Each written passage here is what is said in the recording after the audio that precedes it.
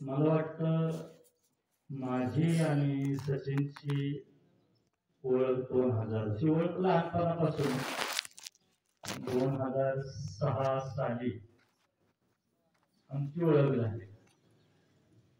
आज मी बाकी काय सांगणार नाहीये की माझे बाबांचं सामर्थ्य काय आहे, माझे बाबा काय आहेत एवढं मला सांगायचं.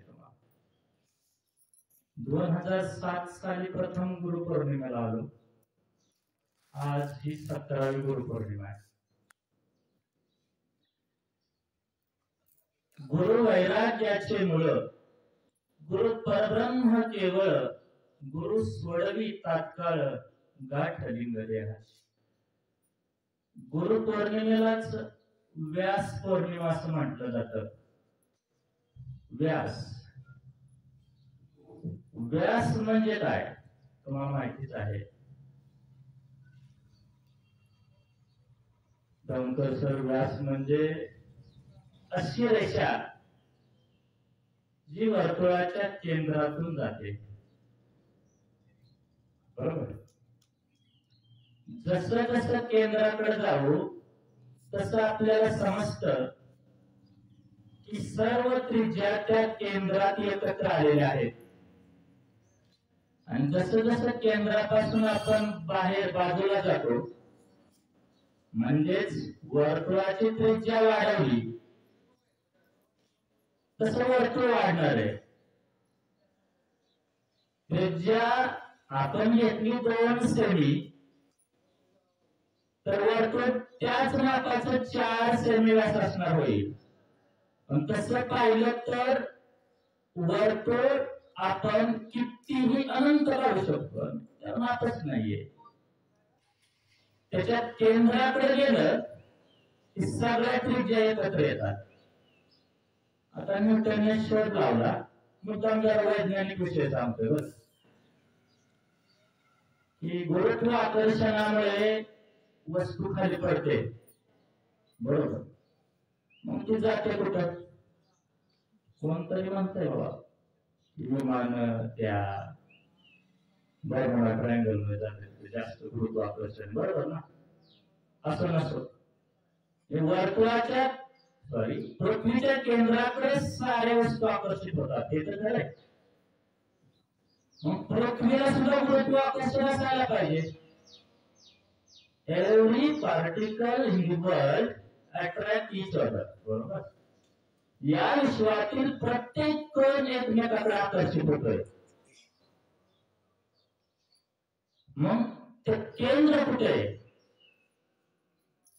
मी बाबांच्या सामर्थ्याविषयी बोलतोय.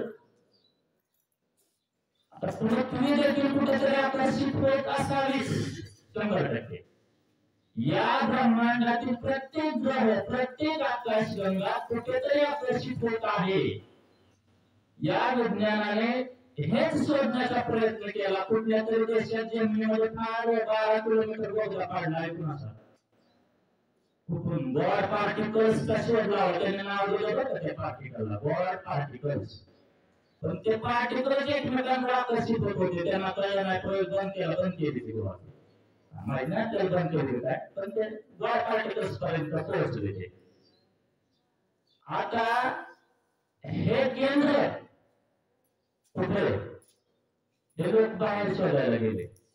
बाह्य जगाचा विचार केला तर याला अंतच नाहीये. काही लोक म्हणतात की कैलास पर्वत केंद्र आहे. आपल्या महादेवांचं ते पवित्र स्थान आहे, त्याबद्दल आपण वेगळं काय म्हणणार नाही. पण विवेकानंद येथे म्हणतात विज्ञान याचा शोध घेण्याचा प्रयत्न करू लागला, पण विज्ञानाला याचा शोध लागला नाही, त्याला मर्यादा आहे. मग हे केंद्र आहे कुठं? साधक बंधूंनो, हे संपूर्ण विश्व एकाच केंद्राकडे आकर्षित होतंय.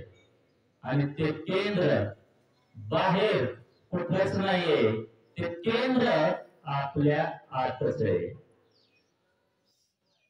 आता खरं की खोटं?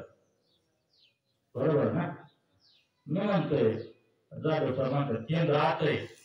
आता खरं की पटत, बरोबर. आता एखादी गोष्ट खरी की पटी ते आपण कसं पडताळतो? सर म्हणलं मी खरंय, मी फसवतही असेल ना, खोटं बोलत असेल, बरोबर ना. लोकांना विश्वास नसतो. आता मी म्हणालो, आपण शाळेतलं उदाहरण घेऊया. त्रिकोणाच्या 3 कोणांच्या मापांची बेरीज किती असते?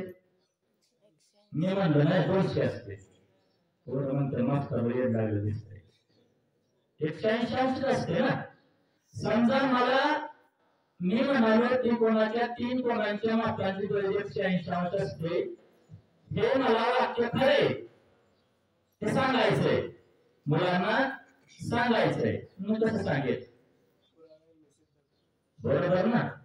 सिद्धांत वेगळे, ग्रंथ म्हणजे सिद्धांत आहे, कल्पना नाही. गुरुत्वाकर्षणाचा शोध लागला, गुरुत्वाकर्षण याला म्हणतात. न्यूटन म्हणला म्हणून सगळ्यांनी ऐकलं नाही.